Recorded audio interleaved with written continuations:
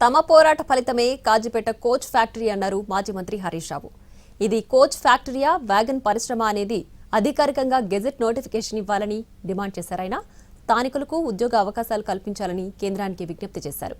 నిరుద్యోగులకు బీఆర్ఎస్ అండగా ఉంటుందని హామీ ఇచ్చారు హరీష్ రావు.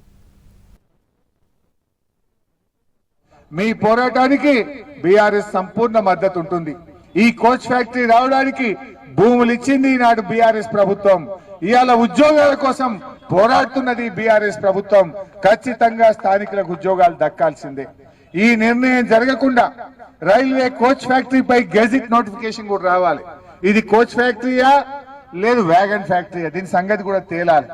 ఇది కోచ్ ఫ్యాక్టరీ అని గెజిట్ నోటిఫికేషన్ ఇవ్వండి. ఆ రోజు చెప్పిండ్రు 10,000 మందికి ప్రత్యక్షంగా పరోక్షంగా ఉద్యోగాలు దొరుకుతాయి అన్నారు. అసలు దొరికే ఉద్యోగాలు ఎన్ని, అందులో స్థానికులకు ఎన్ని ఇస్తారు, భూములు పోయిన వాళ్ళకి ఎన్ని ఇస్తారు, ఒక స్పష్టంగా చెప్పాలని చెప్పి కోరుతా ఉన్నాం.